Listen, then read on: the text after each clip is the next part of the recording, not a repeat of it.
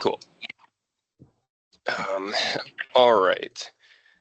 So today I'll talk to you guys about just some of my work and just like general interests. Kind of gave it a fun title, Advancing Humanity Through Interdisciplinary Collaborations, because I think it kind of captures, not only what I'm trying to do, but what everyone's trying to do at GSR. And, everyone here is pretty interested in getting this kind of interdisciplinary lens to further humanity, really. So just a little bit about me. I am a very non-traditional student. I finished high school in 2008, and took a little bit of a break from formal schooling. I was down in Florida for a few years, and towards the end of my time there, I decided I was going to go to school, study kinesiology, since I was doing some personal training and wanted to have a more formal education. And around that time is when I met my now wife, and she's originally from the kind of southern Illinois area. So I actually moved and did my bachelor's there, and then completed my master's.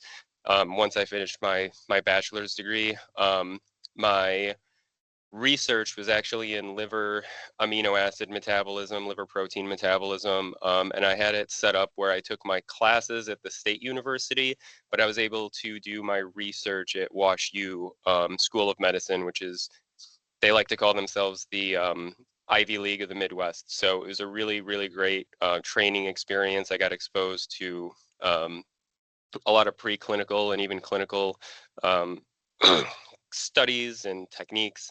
And that was a lot of fun. So it was there that I kind of discovered the MD PhD pathway and thought it was the perfect way to combine my interest in working with people, but also trying to advance science to just kind of better human health. So from there, came to Charleston, where I'm at now, and working on my MD PhD degree. So I did first 2 years of med school, and now I'm doing my PhD in neuroscience. And actually, I'm just gonna, let me minimize this. I'm gonna make EJ co-host, so that he can let people in, maybe. All right, never mind. No, it's okay. I'm admitting people whenever they... Oh, are you? Okay, perfect. Yeah. I was about to ask you to do that so that like I can invite the people where the link is not working. Okay. Do everything going all right there? Yeah, okay, cool. Okay, so in preclinical neuroscience, we kind of have like a broad repertoire of techniques. Basically, the kind of standard pipeline that our lab uses and a lot of labs use is having a behavioral paradigm of some sort, anything from kind of naturalistic social behavior to, experimental paradigms that are going to be a lot more controlled, less naturalistic, but there's definitely a push to kind of move to more ethologically relevant models that try to capture some of the dynamics that you see in naturalistic behavior as much as possible. And from there, we have a few different techniques to actually capture neural activity. So we can use electrophysiology, where we record the electrical potential of neurons or brain cells. That gives us kind of a functional physiologic readout of how some of these experiences can fundamentally change the way these brain cells are functioning. And then another really powerful technique is what's called calcium imaging. Calcium imaging, and there's even some additional fluorescent imaging approaches that use slightly different modes. But basically, this allows us to capture a picture of neural dynamics in real time. So as an animal is behaving, we can actually, in particular brain regions that we're trying to assess or we're interested in, we can actually record activity with single cell resolution over time. This allows us to really better understand the underlying computational processes that the brain is using to process information and make decisions. And once we have done some of these different techniques to characterize the activity. We can then test the functional relevance by performing manipulations of activity. So this includes things like optogenetics, where you can use light to artificially manipulate the activity of these cells. And chemogenetics, which is just a different approach of doing the same thing. A lot of these rely on various viral constructs being injected into the animals, into your brain region of interest, and really trying to localize these manipulations to specific cells or neurons of interest. So this allows us to both assess and experimentally test the underlying computational processes that the brain uses at different scales. We can look at this in single brain slices. We can look at this in kind of a brain region wide fashion. And we can even get really specific when we're looking at specific cell types in a particular brain region. We can look at what are called brain circuits, which is essentially two or more brain regions that are connected to each other, and we know share information either unidirectionally or bidirectionally to really better understand how some of these regions are involved in the various behaviors that we're interested in. So these approaches have really allowed us to advance our understanding of at least animal behavior with a lot of relevance as well to human behavior, since a lot of brain regions and especially kind of lower order functions like motivation, reward are conserved across species. And my interest as a MD, PhD, clinician scientist in training is better understanding how we can leverage this understanding to inform clinical care at a number of different levels. So MD, PhDs are typically interested in moving from bench to bedside. So in other words, using our preclinical models to inform new clinical interventions for patients. However, as someone who is interested in psychiatry and neuroscience, I'm even more interested in understanding how we can use this to better understand some of these other factors that influence human health and human behavior and cognition. So for those who aren't familiar, there's a concept known as the social determinants of health. This comes from kind of public health, epidemiology, and they were able to, over a long period of time and a lot of data collected, find the approximate contribution of different factors as it relates to human health and outcomes, at least in the US and other developed nations. So things like your socioeconomic status, your job, your education, family and social support, income, etc. Those are pretty important for overall health, contributing to about 40%. Things like your physical environment also play a pretty big role. And then, of course, health behaviors. And so healthcare here only represents about 20% of health outcomes. And despite this, the biomedical field has largely been focused on improving this piece of the puzzle while leaving the rest of this, the majority of the factors that contribute to human health relatively less explored. And it's for a number of reasons. It makes sense. We had to kind of move from the witch doctor voodoo kind of mentality that pervaded medicine for such a long time before we had some of the tools and techniques and technologies available that we do now. So we kind of tried to course correct and move to a very empirical, scientifically informed understanding of health. And as you can imagine, especially when we lack strong infrastructure for, say, the social sciences at the turn of the 20th century, that's going to be largely focused on things like physiology and just understanding biological processes. However, there has always been this kind of understanding that human health is influenced by myriad factors beyond biology.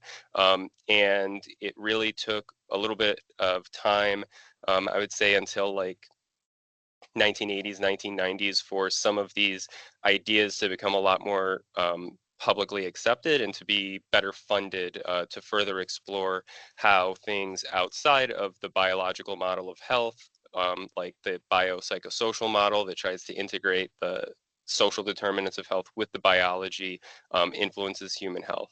So my interest is really in kind of trying to move neuroscience beyond just identifying novel targets for drug development and better understanding how these factors fundamentally affect the way that the brain processes information, the way that it performs the underlying computations that support behavior, cognition, etc., and leveraging that understanding to inform the design of policies that are going to allow for social interventions that better support human health overall. One of the ways that we can do this is a really awesome field called computational psychiatry. Computational psychiatry is essentially an extension of what was formerly known as cognitive psychology.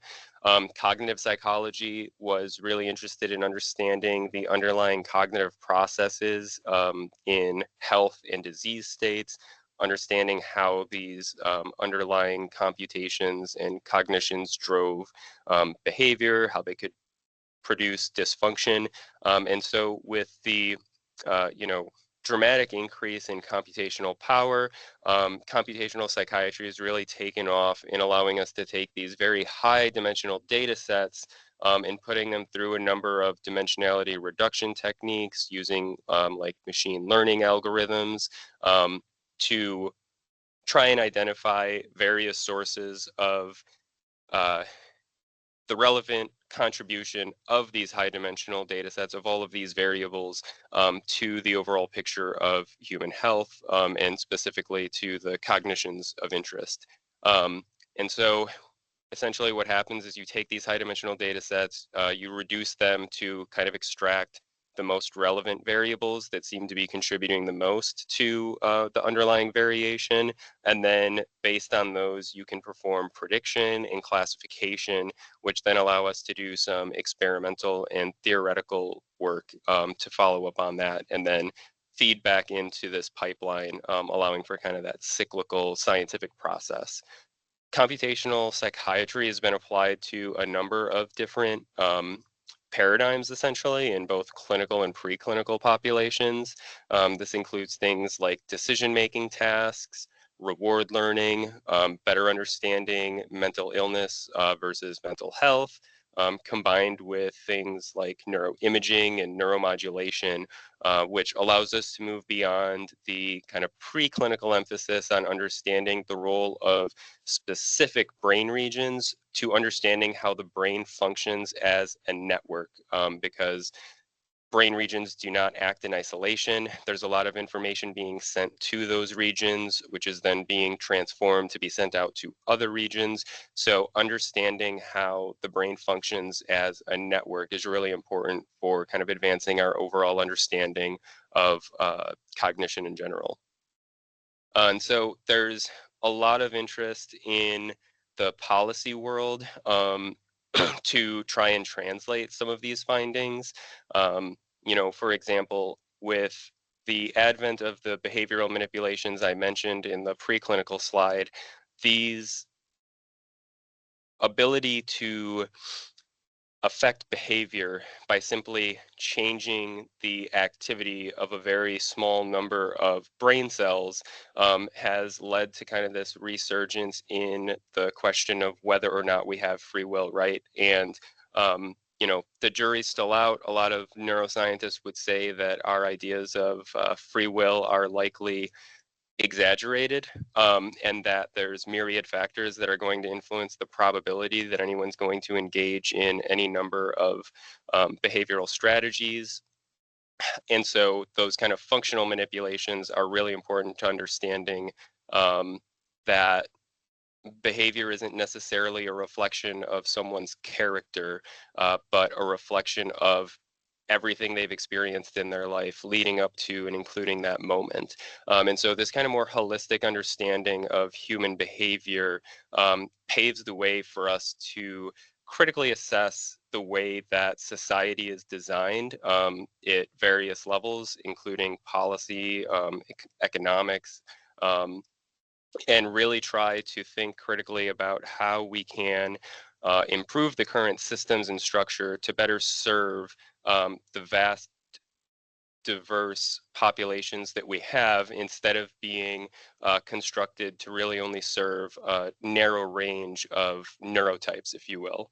And so this is a picture of the flyer for the Brain Economy Summit that I attended last year in New York City.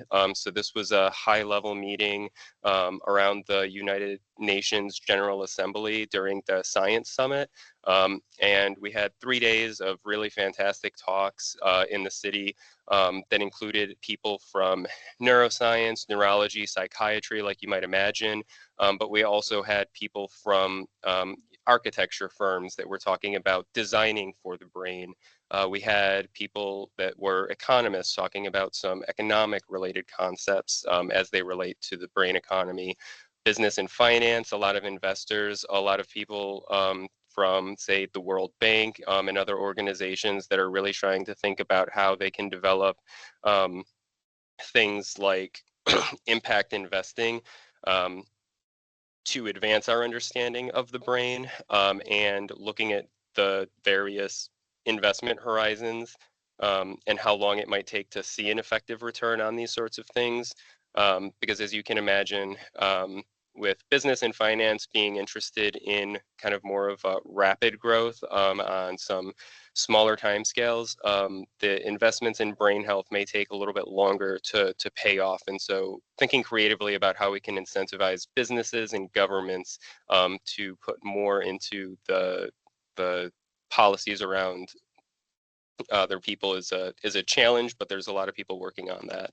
We also had some people that discussed neuro law and employee well-being and many other fields.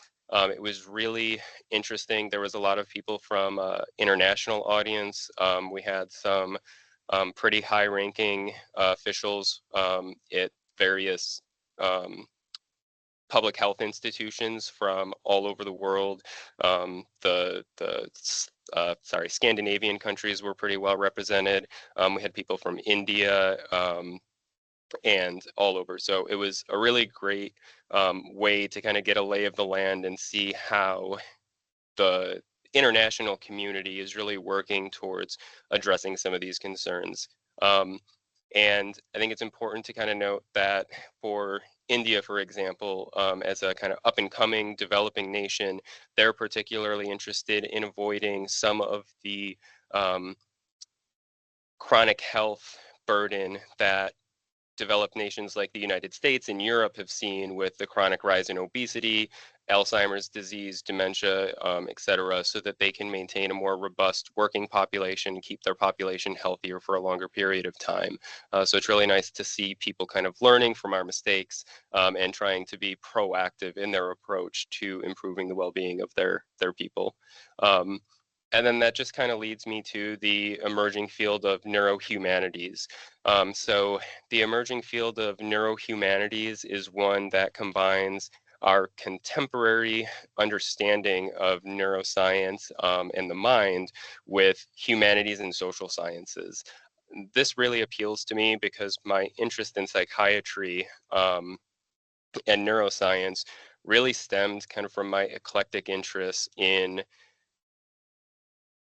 sociology, psychology, policy, economics, philosophy, and how all of these really help inform our understanding of the brain.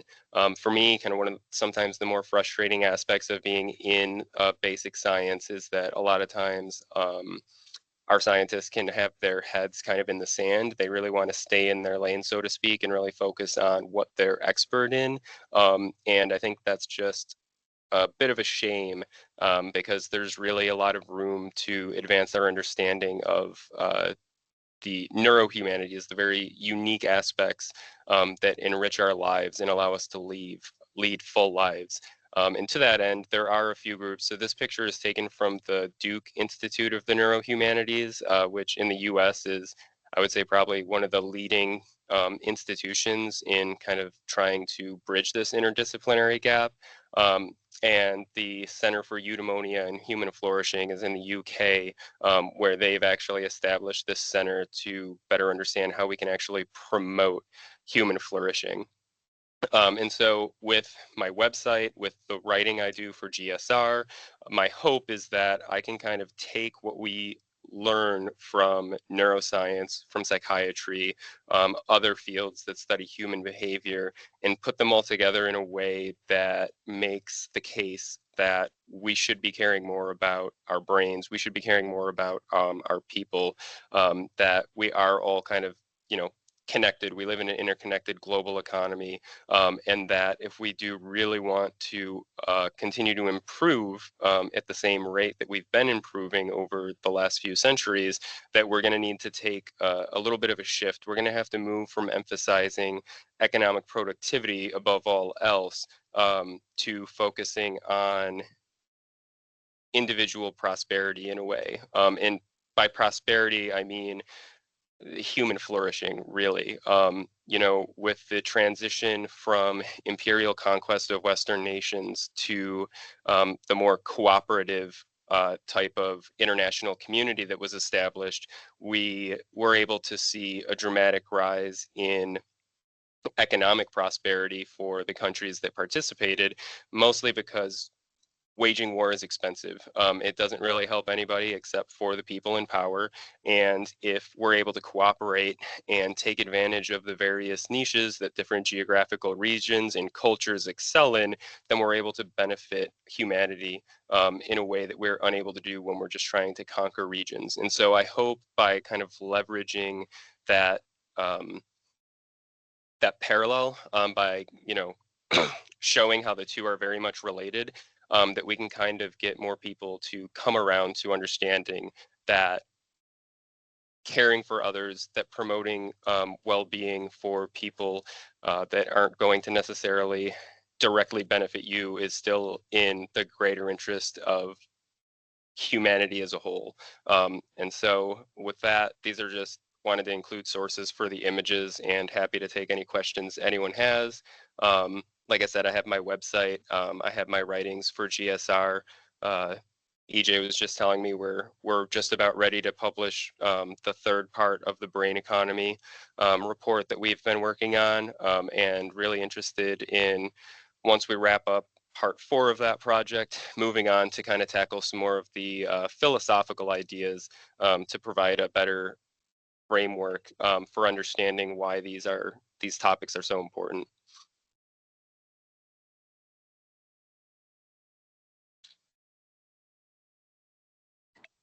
Well, I highly advise you to check Brain Economics if you did not do so yet. And thank you, first of all, Michael, for joining us. I hope that you guys have some questions that you can relate it to your writing. They're all like currently writing a piece and a program. So, Okay. and a lot of our topics revolve around like the emerging technologies, epidemiology, and neuroscience and behavior. Mm-hmm. So, Yeah, I and I think, you know, right now there's a lot of opportunity to expand, right? I think to your point, we were talking kind of offline before we started the recording, that you are really enjoying your work with GSR, getting it up and running, and kind of trying to make your mark with it in an impactful way. And I think right now we're at kind of like a critical time where there is enough of a desire to better integrate the scientific understanding of the world with an appreciation for what makes us uniquely human, what gives our lives meaning. And so for anyone that's, you know, wondering kind of what direction should I go in, I would just say the world is kind of your oyster, so to speak. You have a lot of different options. Any path that you take is going to provide you with a unique perspective that you can then bring to these conversations, because no single individual is going to be able to solve these problems on their own. And it's super important that we have an international community of people who are interested from a diverse number of fields with varying experiences, who can all contribute to make sure that all of the relevant stakeholders are involved and that we're not missing any of the vital pieces to really ensuring that this movement takes off, and that we're doing our due diligence and solving more problems than creating new ones. Yeah, exactly.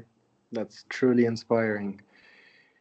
So, yalla, guys, whoever who has a question, feel free to do so. Michael does not bite. I swear he doesn't bite.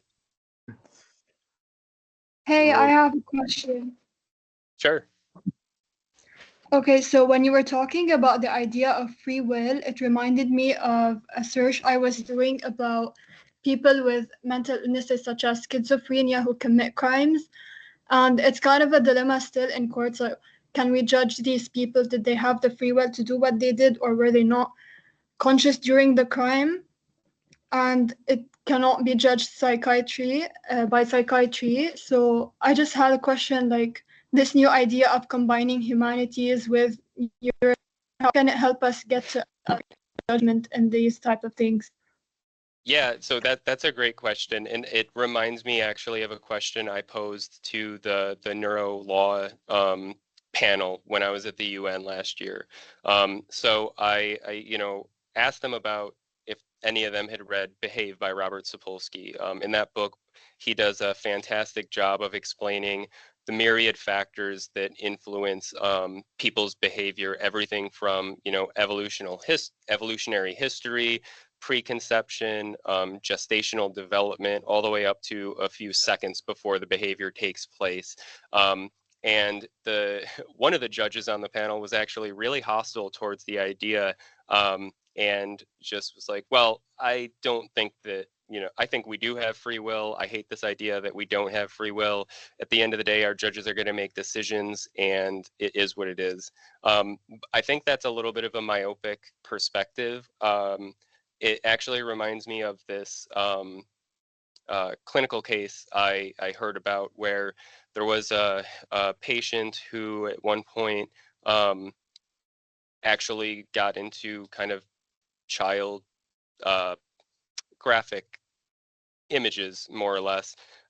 And they found that once they removed a tumor that he had developed, that predilection went away, and so he didn't get jail time. However, the tumor then returned at a later point. He fell into the same behaviors, and at that point they had to commit him. And so I think with the idea that free will is a little bit more constrained than our original conception of that, I think that means that we obviously need to protect people, right? If someone's brain is leading them to engage in antisocial behaviors that are destructive to others, it's incumbent upon us to protect, the general population from those individuals. However, I think it also allows us to develop more humane conditions for those individuals to be, say, housed in for their own protection and for the protection of others.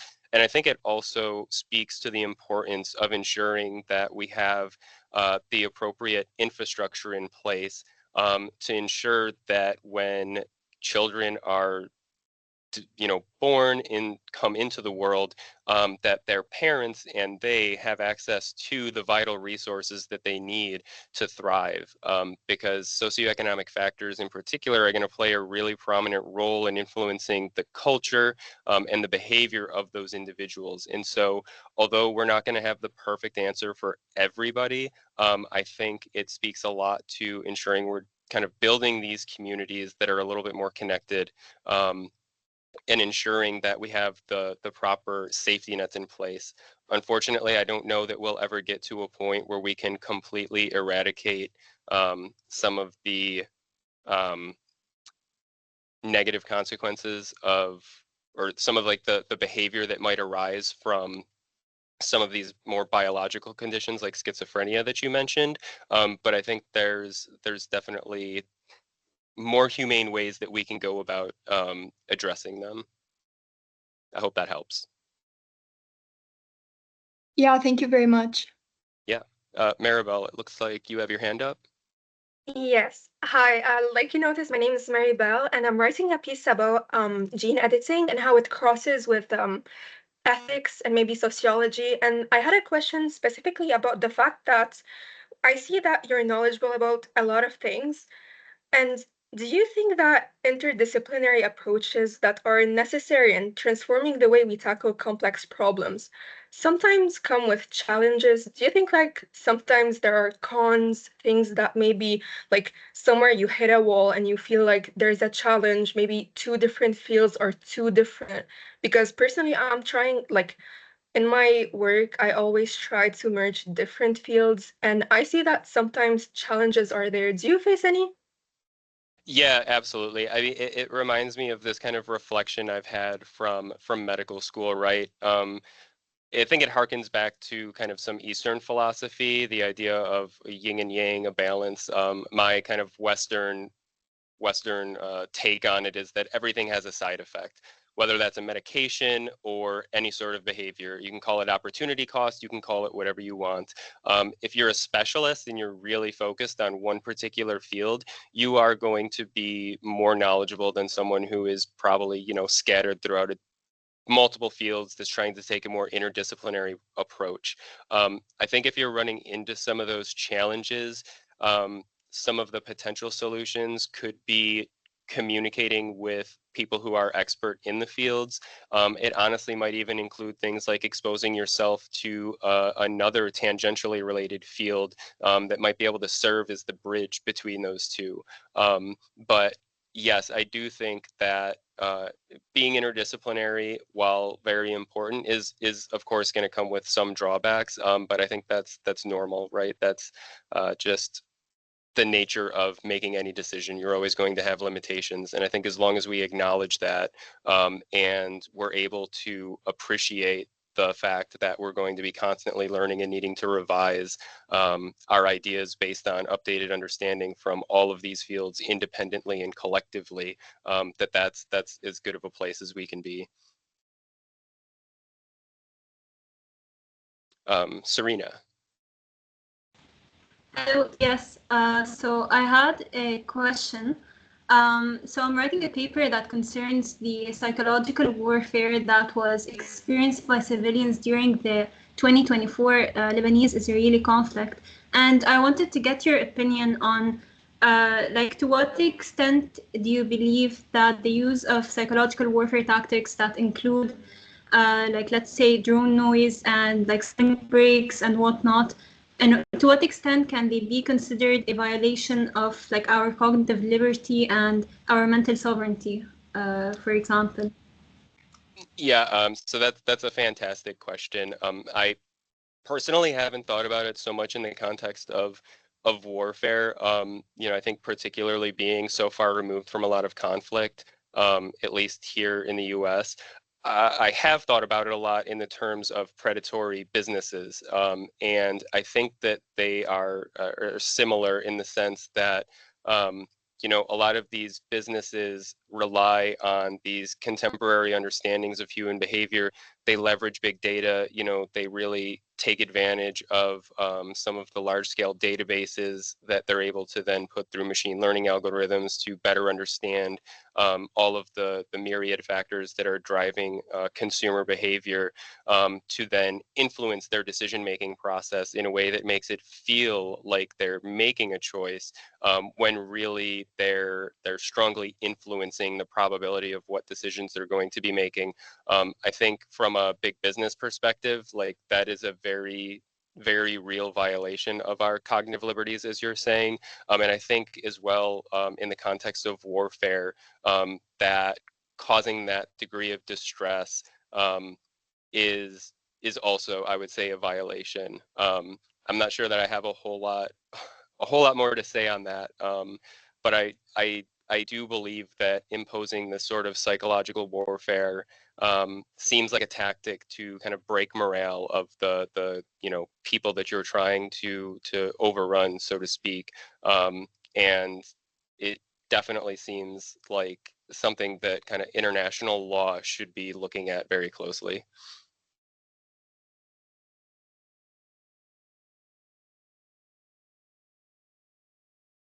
And thanks. These are all really, really great questions. I'm having a great time engaging with y'all. So anyone else has questions, please feel free to throw them out there.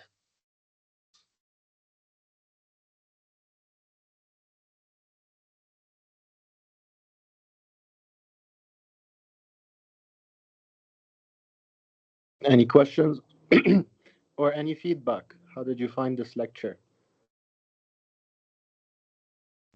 Oh, Serena. Yeah, I had another question. Sure. I was reading through your articles on Google Scholar, and something that really sparked my interest was like a certain article about acute fear sensitization. It was, I think, under the title of The Brain Under Stress. So I wanted to get your opinion whether you think that in our brains have this like neuroplastic potential to be able to adapt or rewire in response to such chronic fear exposure, and like does it risk reinforcing, or does it risk reinforcing like long-term fear circuits, to say? Yeah. Yeah, so thanks for asking. That's, yeah, my main dissertation project is in trying to understand how a single kind of traumatic or severe stressful experience affects the way that typical fear circuits process information, 30 plus days down the road to better model human post-traumatic stress disorder and other conditions of stress. Surprisingly, or maybe not surprisingly, in the neuroscience world, because of the way that behaviors have been so carefully designed to limit confounding variables that are not controlled, a lot of studies have really focused on how kind of single experiences affect just very easily observed behaviors. But there is a growing interest and appreciation for the fact that these experiences fundamentally change the way that the brain processes information in the future. And it's really relevant in fear, but it's also relevant in other ways. So there's this idea of kind of like an enriched environment, especially during development, being a protective factor against stress and other states of mental distress or psychiatric diagnoses. And I think that talks to the importance of exposing people to kind of a broad array of experiences.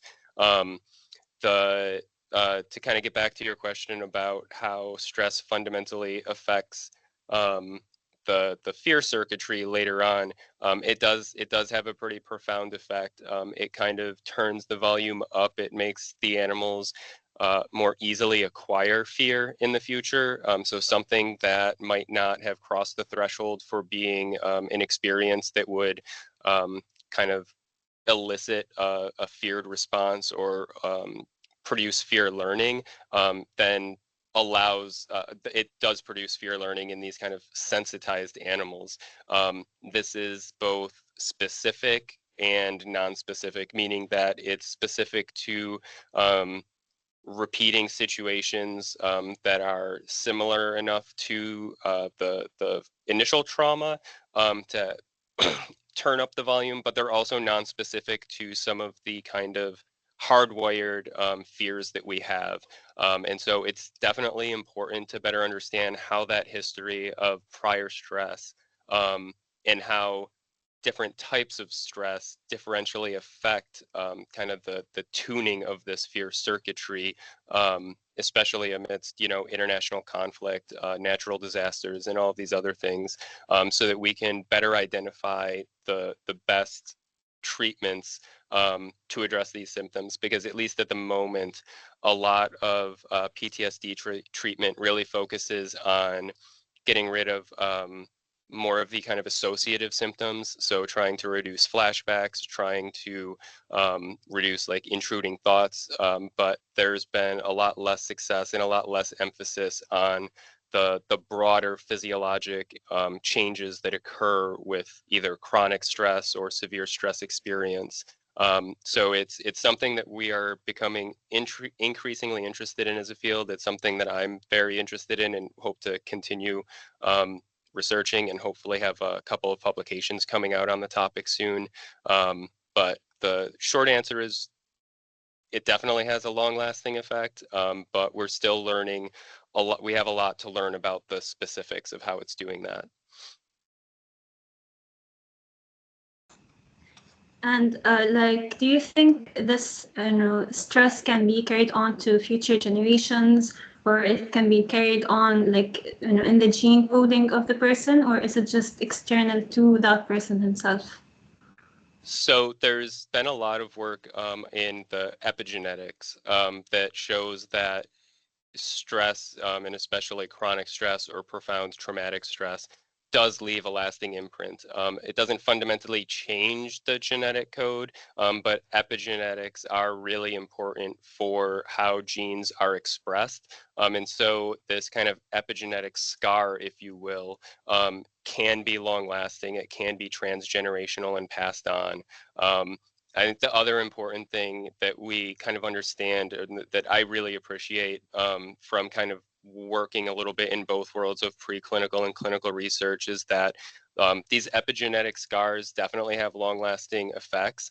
But one of the beautiful things about the way that our minds as humans work is that we're a lot more malleable. It's a lot more plastic. The window of plasticity is open a lot longer. And so although that can lead to certain predispositions, as long as it's properly acknowledged and understood, then I think we're going to continue to get to a better understanding of how we can cultivate an environment that allows us to more or less heal that genetic scar, or at least to try to counteract it in some way.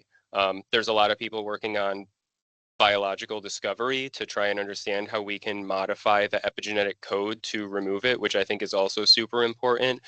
But I'm also interested in kind of better understanding how we can modify the environment, modify individual situations, so that, for example, a child born to someone who did experience, say, war or another form of trauma, is then able to provide an environment that helps allow them to thrive and to try kind of overcome those natural predispositions that were hardwired a little bit.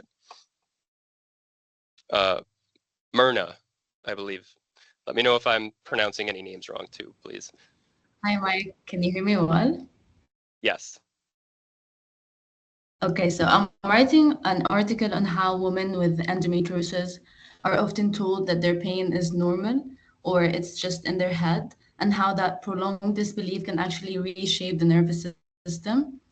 And my question, I guess, is just if you were introducing the idea that this belief in pain can quite literally get under the skull, which brain pathway maybe would you choose as your starting point?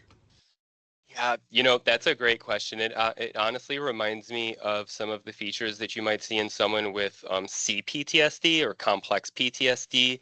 I'm not exactly sure what brain regions might underlie it, but looking up complex PTSD might help, because complex PTSD is characterized clinically by dissociation. And so dissociation is kind of this phenomena where people feel disconnected from their body, right?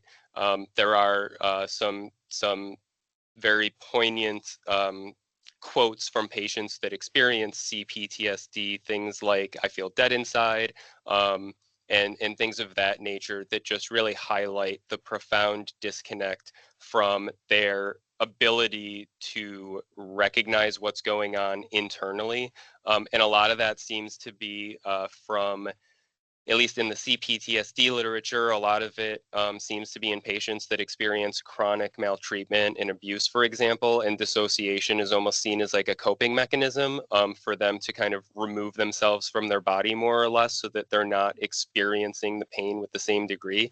But I think this invalidation that you're talking about is going to operate through maybe similar pathways and maybe slightly different ways, maybe different degrees of magnitude.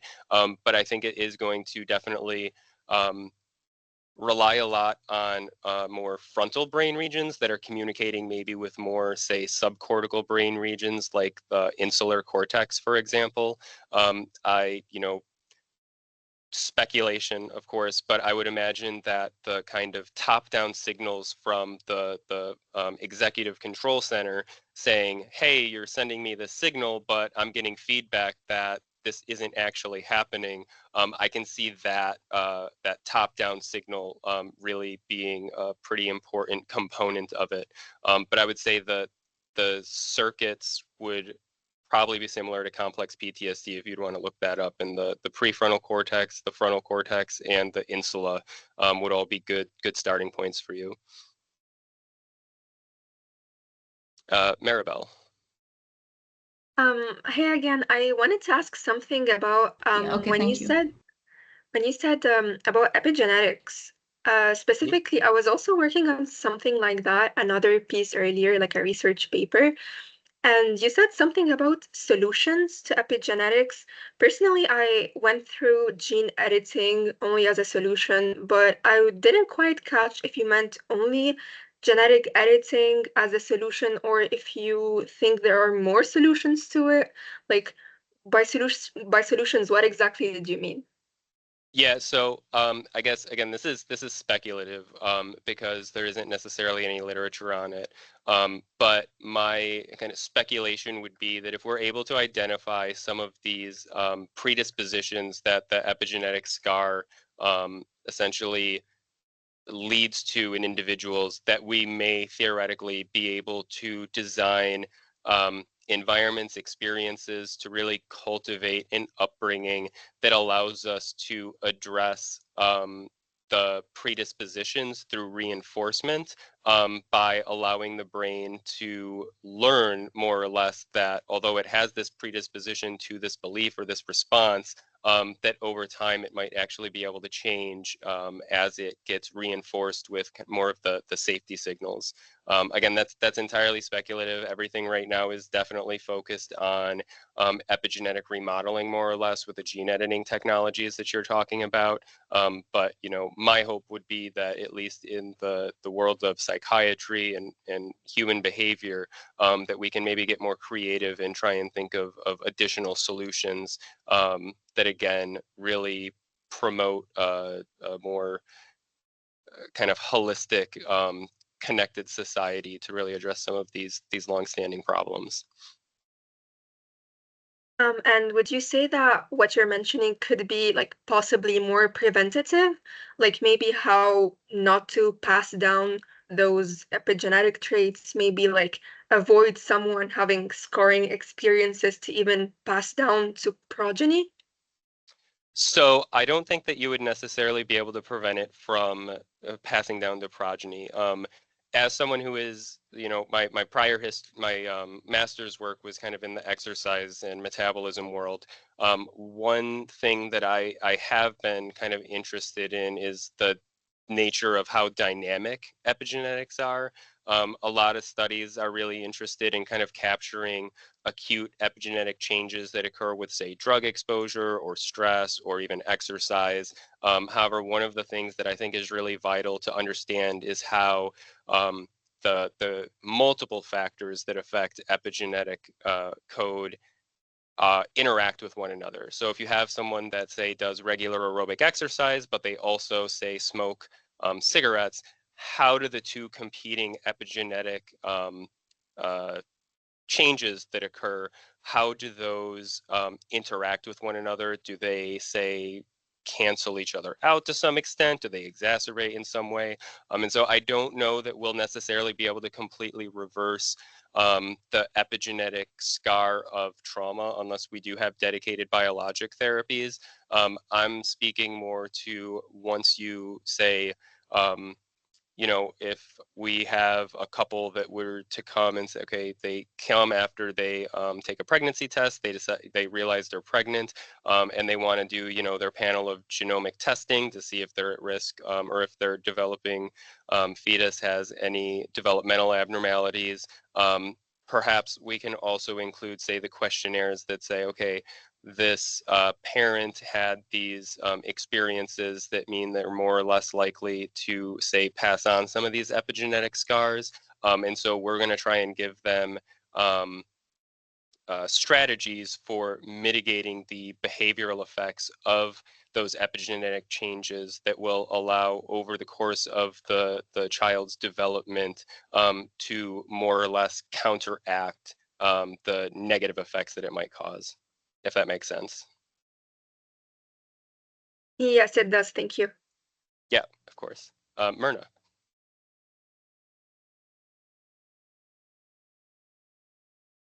Oops. Myrna, are you?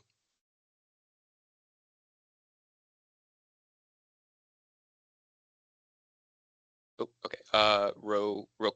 Rokaya. Hi, how are you? I'm good, thanks. Well, I'm actually writing about the CRISPR-Cas9 technology and its use on the germline genes. So I just want to know what you think about it, first off, because it's a very controversial topic. And I also want to know that, do you think that normalizing such practices would contribute to furthering the gap between upper and lower socioeconomical classes, or would we reach a point where it is utilized by everyone in a fair way? Yeah, so I think if not properly, so to answer your second part of your question first, I think if we are not careful in the way that we're allowing access to that sort of technology, it absolutely will exacerbate existing differences. And to answer your first question, I can see why there's a lot of controversy here in the U.S. as a student who has 2 young children. I can tell you that the support infrastructure to help working parents or help parents who are in school, for example, is abysmal. It's essentially non-existent. We have things in place, and the number of hoops you have to jump through is absurd. The burden that has been shifted from this kind of collective extended family unit, your so-called village, has more or less been shifted onto the nuclear family, which generally requires both parents to work. So I think ethically, I can understand why it's a very controversial topic. From my perspective, I would say that unless we were to reverse course, if we were able to somehow completely change the way that society is currently set up to the point to where when individuals say have children that have severe disabilities, that they are able to manage their care without putting themselves into poverty, or without experiencing the profound isolation that typically comes with it, that would be a very different conversation from the current state of affairs. But as it currently stands, I think that anyone who has a very strong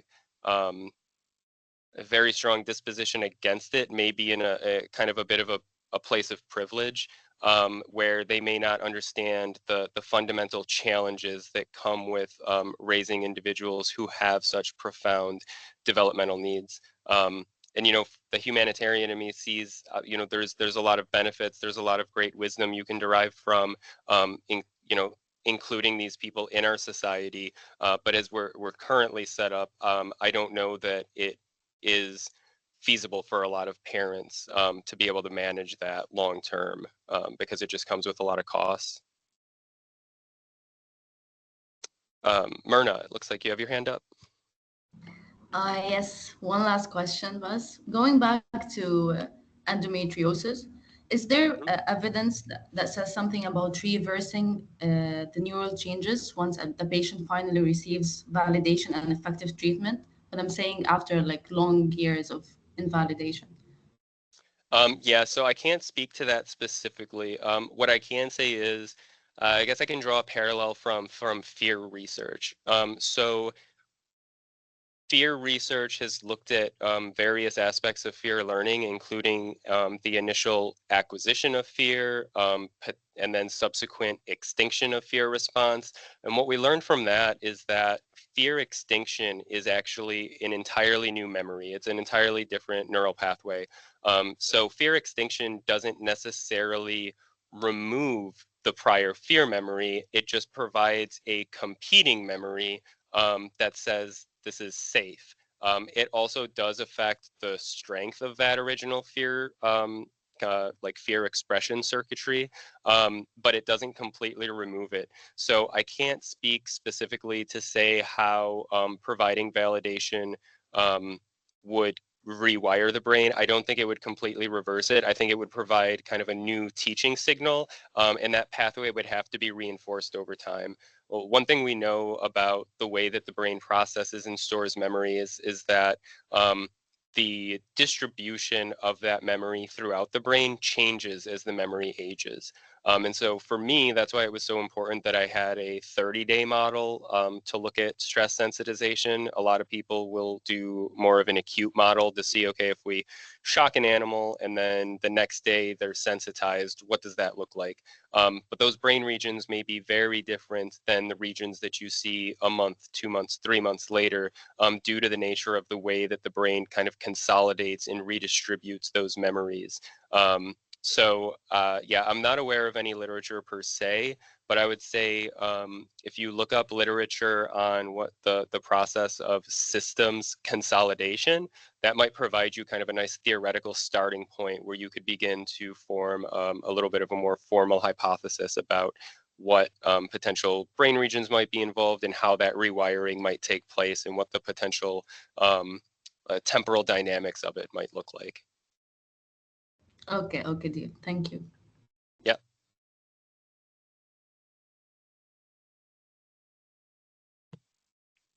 Anyone else have any questions? Annabelle? Yeah, I just want to have a follow-up question to what you just mentioned. You said redistribution of memories. Like that caught my attention. How does that exactly happen? That's a good question. I am not very well versed in the specific mechanisms. I think there's a few thoughts about how that might happen. For one, there's what's known as online and offline processing. So online processing is kind of more when you're like conscious of the memory and you're processing it, say when you're awake and you're actively thinking about it. And then there's this more of this passive offline processing of memories, even when you're not consciously aware of it.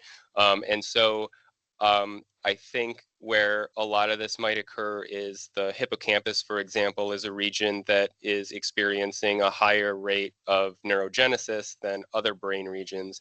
And so, you know, the way that I would foresee, the way that I kind of would think about this is that an early memory is typically more hippocampus dependent.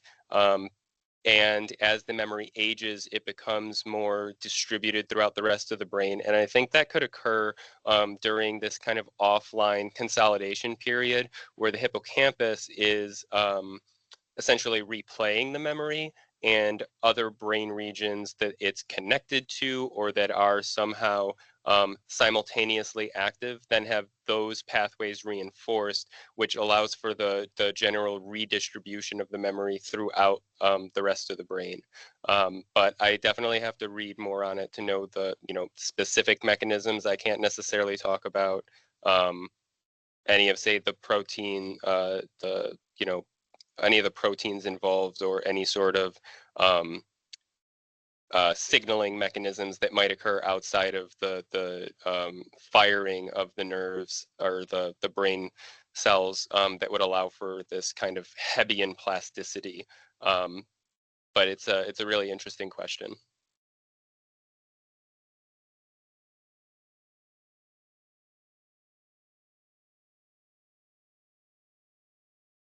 Anyone else? Okay, thanks. Yeah, of course. Well, if no one else has any questions, I will let you all get on with your Friday evening. Thank you again for attending. It was great. I had a great time sharing a little bit about the work I do and what I aspire to do. And if there's anything I can help with, please don't hesitate to reach out. I put my website in the chat. You can reach out to me over email from the website. And yeah, thanks for all the great questions, the engagement, and good luck to everyone. Thank you. Thank you for your Thank time. you. I Thank think you this so was much. very interesting for everyone. Thank you. Thank you.